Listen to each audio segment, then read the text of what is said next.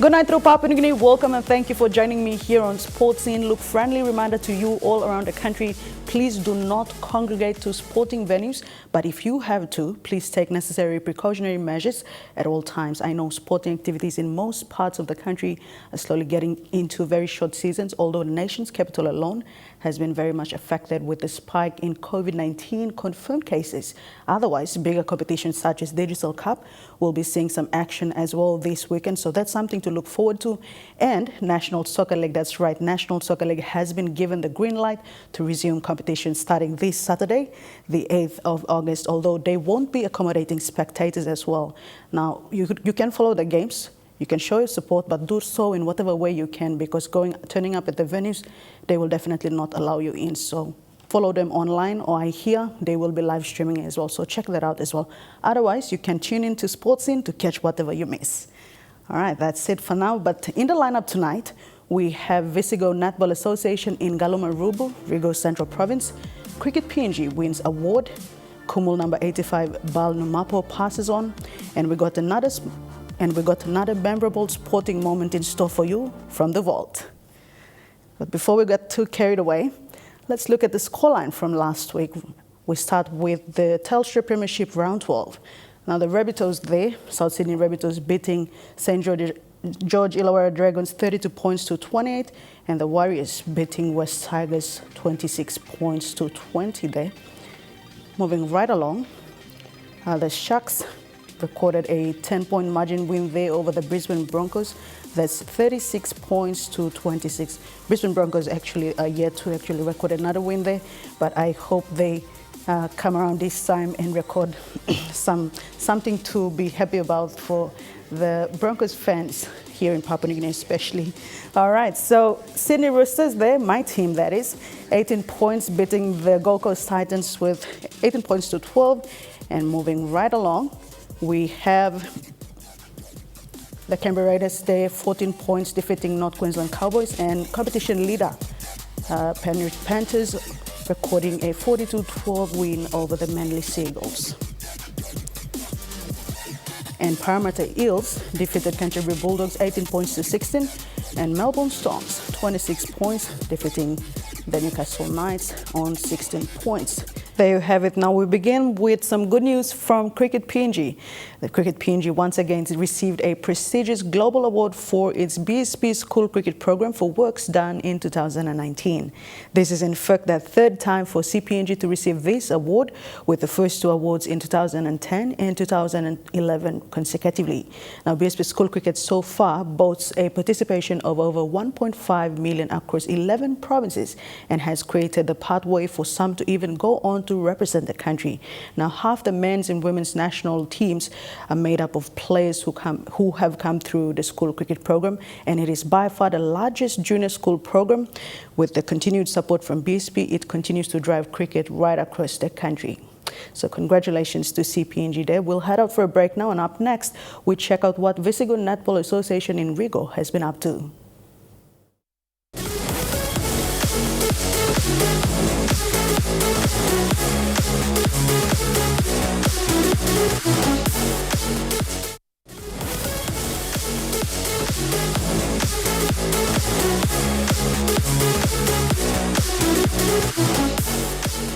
Welcome back. You're watching Sports Scene. Now, 2 years ago, we featured the revival of Visigo Netball Association in Galu, marubu village in RIgo Central Province.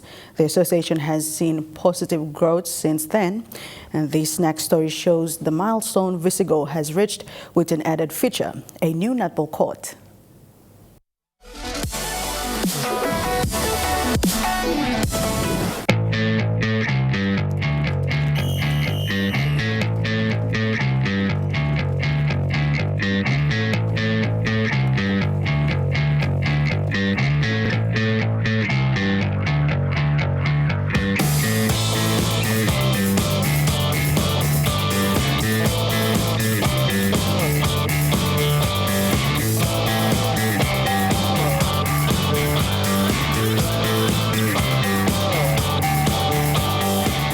It was an exciting time for a local village in the RIgo district of Central Province.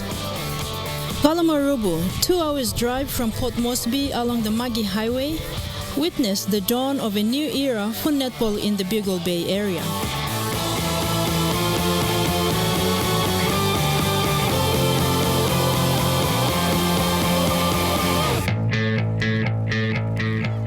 Visigo Netball Association represented the Central Province in 2019 in the Netball PNG National Championships in Goroka.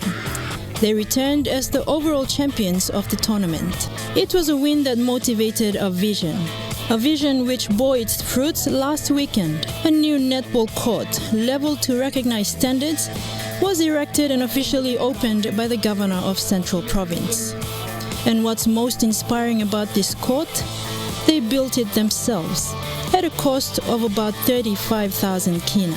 All expenses covered by the local president and her hard-working team, from the initial construction to the labor involved and finally the opening of the grandeur. Our association started in 2016 and there was once a grand final that we hosted. As the president hosted one in 2016 and we were funded with 4,000. We were given 4,000, and I did not use that 4,000. I kept it for 4 years now. Just contributed, got some more sponsors in, and that is how we build a netball court now. And yeah, that's a total of 35,000. Just material cost alone. Labor is the local villages that have helped us, and I've also used my own vehicles, transport and all this, but materials cost alone is 35,000. With such an achievement, the government took notice. I'm impressed, you know, and there's a family here that took the lead in this and organized the community to move with it, you know, and guess what? The government came in. Governor Agarobe further stated with such initiatives, the people of Central Province can go a long way. What you see today is actually what we want to keep promoting. And you'll see that in case like this, government didn't take the lead. The community themselves took the lead. And we are here just to complement. It's all about developing the communities, improving the quality of life of our people in the communities. And that's why I've always discouraged my people to come to Mosby. You know, because like I always say, the two most important resources that we have in this country are our people and the land that they own. Because 90% of our people live in the rural areas and 97% of the land is owned by them. The timely construction of the court will also host the upcoming tournament of the Bugle Bay area, which will see the selection of potential national athletes, feeding the national team the Peppers. The opening of the court has also attracted other developments to the area, including the maintenance of the feeder road as pledged by the central governor. So it is really in our interest now to fix the road there because this is becoming an economic road. I'm also so happy because out of the Visigo Netball Association that have been a president in 2018, out of the RIgo, there was a central tournament and RIgo tournament, national games. Probably most of the players were from this association. So we made it to Lay National Games. My juniors made it to the semi-finals. And for 2019, just last year, the same association from the club, we all left to Goroka. That was last year. And our juniors won the grand final national games, and then the big grade also won the grand finals. And so that made me more to equip. So when we came back, I promised that there's going to be a netball court. So I'm so happy today.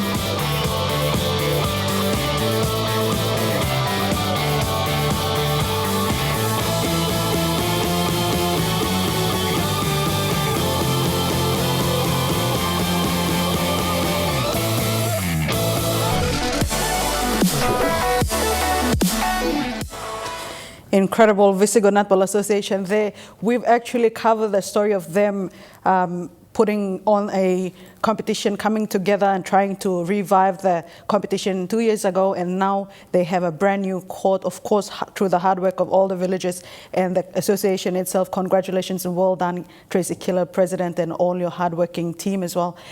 This is amazing, and this should come as an example for a lot of rural sports around the country to, take the first step, do something, and, seek help from organizations or sponsors out there as well. So well done.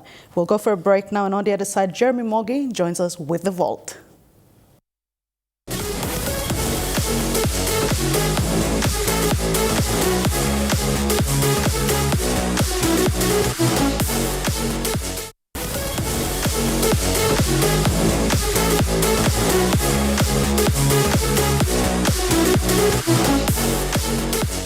Hey everyone, thanks for tuning in. If you've missed the show last week, this is the new segment, The Vault, where we do throwbacks to memorable sporting moments for Papua New Guinea. Now for tonight, we take a look at something more recent. That's the 2015 Pacific Games, more specifically on the track.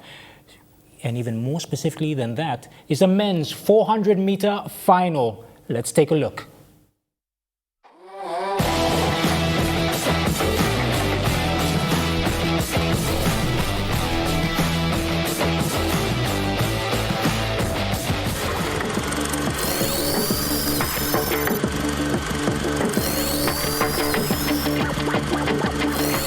That with our MC here. Nelson Stone, you can see him in the black strip.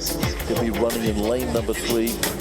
Matt Lown on his right, and further around the way, past Sialogo, the Samoan, is Piniao, the other PNG runner. These are the guys we've got to watch.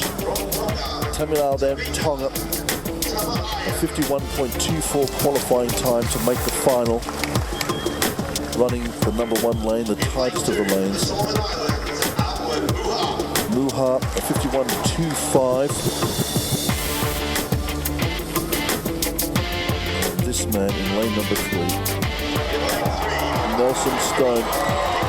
You can hear the roar in the background. He's been competing all his life. If it's not Taekwondo, then it's track and field. And this man will roar around this track tonight. A 48.79 qualifying. First in the 800 and 153.85, a 49.71 qualifying for this man. Stone can watch him all the way around the track, and I think that strategically is going to be very important. Sialogo here from Samoa, 50.49 qualifying. Theo Piniao will run in lane number 6 tonight, a 48.71 for him.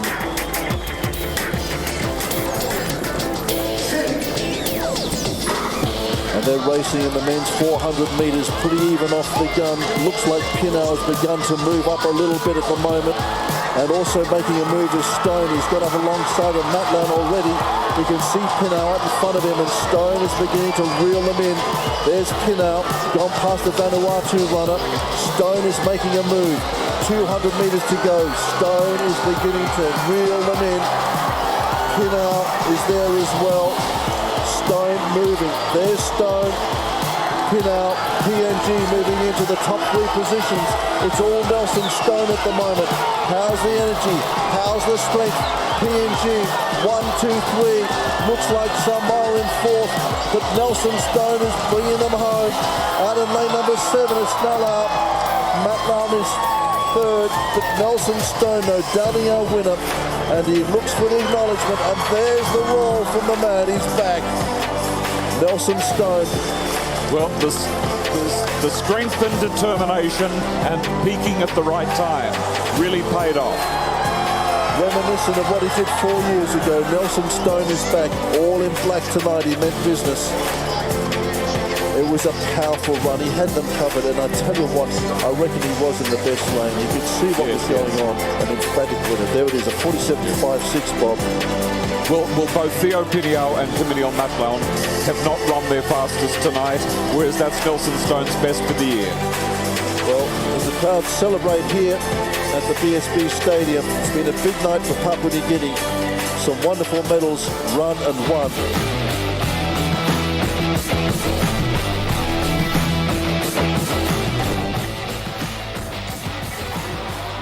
Well, he was dressed in black then, 5 years ago, and he joins me still dressed in black.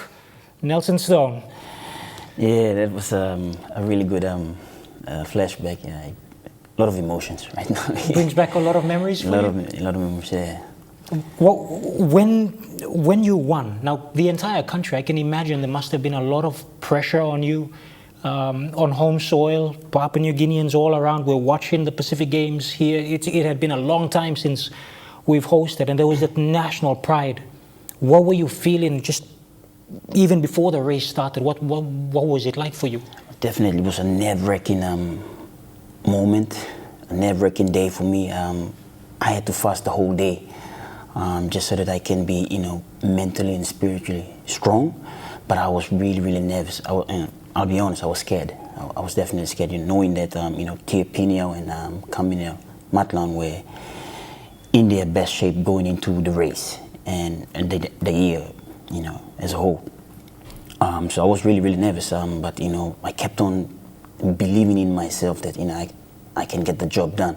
But I was scared. I was definitely scared, yeah. Now your time then, just over 47 seconds. But that 47 seconds for 400 meters, it took you years just to get to that stage. Definitely, it took, people say 400 and it's easier, said than done. It takes years to really run, train hard and then specifically get that time. But it took me a lot of years to really run, consecutive 47s. But at that time, 2015, the year didn't start out well with me. And I was really struggling to run that 47, but to come out at that time, at that very big stage, in that moment, and to run 47 was something I'll never forget. Yeah.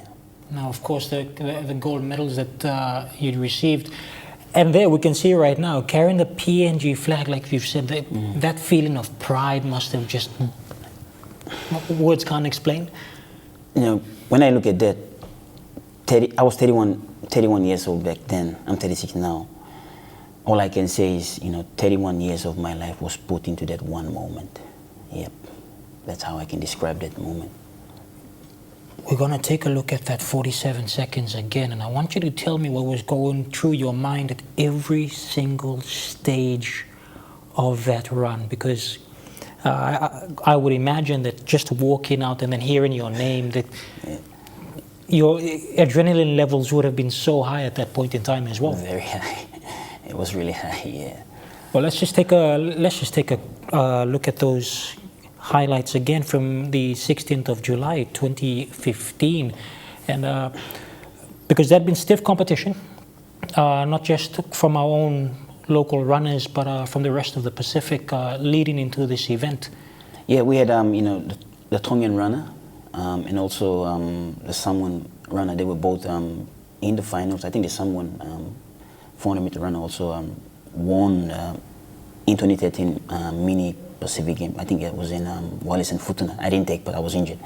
So yeah, it was tough field, but you just have to be mentally strong to really get the job done. Well, this would have been around 150 meters. That's actually about, coming to, it's 150 now. Yep. Coming to us, what was going through Nelson Stone's mind? Okay, I planned it out that I would really hit that 200-meter mark, going up fast, and then in the 150 I'd pick it up a bit, and then hold it right through to the last 100, and then yeah, it's all home run from there. From a tactical running perspective, it's always the first 100 meters that sets you off. It depends on the atmosphere for me, but like you said, it was really high adrenaline time. So I didn't really have a good plan towards it. But when I walked in through the tunnel and came out onto the track, and I could hear people screaming my name, especially some of my my friends, my family. The kids were really screaming out my name. They were right next to me. So I didn't really have a good plan, but it was just the big W in my head that I better go out there and just win it. It was all just win in my head. So yeah, the plan wasn't there, but I just have to come out and I've been doing the 400 meter for so many years. So yeah, I didn't really have a good plan. I just came out and wanted to win. When you taken the flag, the first person that came to speak to you, what did they say? Can you remember that? The noise was just out of this world, man. I couldn't really hear what the person said. I can't really remember, to be honest. I was so excited, you know, it was so many things happening, going through my head at the time, yeah. And of course, you mentioned your friends and family. I can, when after the games had ended, you know, that whole 2-week honeymoon, and then you sit back at home, and when you were by yourself, when you had your own time, what went through your head? Well, to be honest, the celebrations went into like almost 2 months, you know, like just friends and families, everybody just kept, you know, coming and seeing me at home, and I didn't really have the time to go out. But yeah, after that time and when I had the chance to sit down, I was like, you know, did it really happen?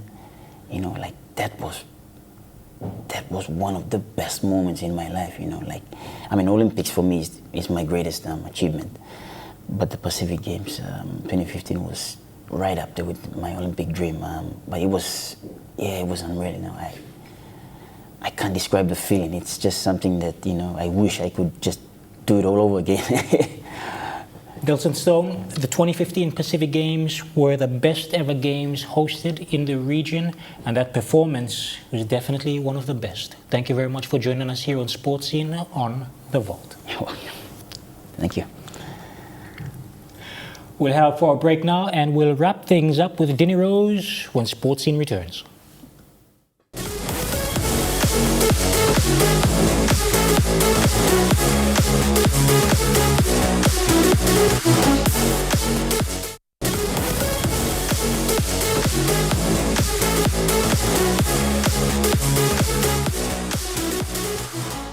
Welcome back. You're watching Sports Scene.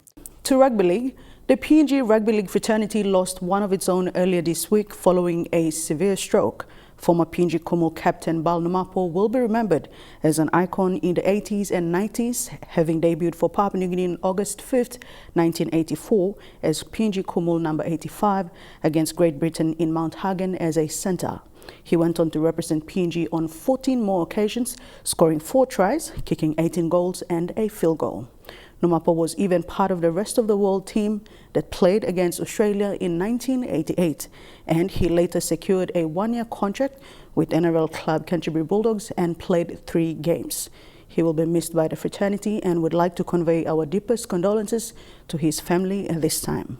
All right, that's it for Sports Scene. Before we go, I'll just run through the weekend preview with you. First up, we have Telstra Premiership, NRL Telstra Premiership Round 13. For tonight, we have the Dragons taking on Sydney Roosters. And tomorrow, Friday, the 7th of August 2020, Sea Eagles versus Warriors, followed by Rabbitohs versus the Broncos. Broncos still out looking for a win there. And we have on Saturday, Storms versus the Bulldogs and Knights versus West Tigers, and much later on Raiders versus competition leader Panthers there. And on Sunday, Titans will see the North Queensland Cowboys and Cronulla Sharks will meet Parramatta Eels. Moving on with split round, that is, for Digital Cup Round 5 split round. On Sunday, we have all the matches happening on Sunday. That's the remaining part of the matches that should have been happening last weekend, but POM went into lockdown. So we have on Sunday here in Port Moresby at the Surgeon Guy Stadium, the Gulf Eagles take on Kimber Cutters, and Port Moresby Vipers will meet the Hella Wigmen. And over in Ley, at the Ley Rugby League grounds, we have the Barries taking on Lahanis, and Miox will face Rabaul Gurius there. So all the best to the teams there. And the teams on bye for this weekend, Tigers, Eagles, Wagitumbe, and Menji Moruks are on bye because they played the games already. All right, so we encourage you all to stay indoors as much as possible. For other centres, if you're to show support, still maintain all the precautionary measures if you're out in public spectating any matches. But for the ones in Port Moresby, I know there won't be much happening. So tune into Emtv on Weekend Live on Emtv this weekend. You can catch Suncorp Super Netball on both days, Saturday and Sunday at 1 p.m. We have Saturday's matches. Saturday's match, that's Giants versus Thunderbirds. And on Sunday, 9th August, we have Lightning versus Magpies. So you can catch netball right here on your number 1 to watch, Emtv. There you go. If you've just joined us, unfortunately, this is the last segment on the show, but do not worry. You can go onto Emtv website and check out under programs for Sports Scene episode 16 to view the show, or check out our Facebook, Sports Scene Facebook page, that is, and you'll find a link to the episode there as well. Now, this is where I wrap things up, but please do get in touch with me if you have a story tip or would like to participate on the show in any way. Also for you, sporting bodies, teams, or athletes, you can reach out to me as well and share your lockdown and SOE experience. Now, in order to get in touch with us, you can email sports@emtv.com.pg or message us on our Sports Scene Facebook page and leave your contact details, and we'll get right back to you. Or call us on 312-9200, and we will be more than happy to assist you. This has been another episode of Sports Scene. Do join me same time, same place next week. I'm RIgo. Bye for now. Coming up next week.